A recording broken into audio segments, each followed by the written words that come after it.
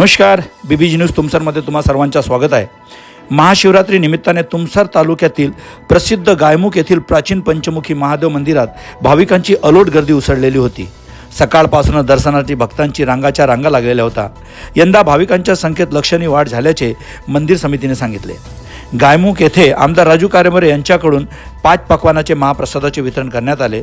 स्वतः राजू कारेमरे यांनी महाप्रसाद तयार केले असल्याचे दिसले, तर कैलासजी आश्रम व माजी आमदार अनिल वावनकर यांच्याकडून भाविकांना महाप्रसादाचे वितरण करण्यात आले।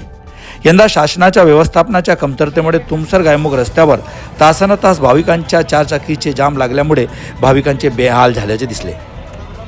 तर मंदिर समितीच्या पैशाच्या लालसेने पोहाधारकांना मंदिराजवळ जागा मिळाली नसून 1-2 किलोमीटर अंतरावर त्यांना पोहा ठेवून पायी यावा लागला। यामुळे त्यांनी एक प्रकारे नाराजी व्यक्त केलेली आहे।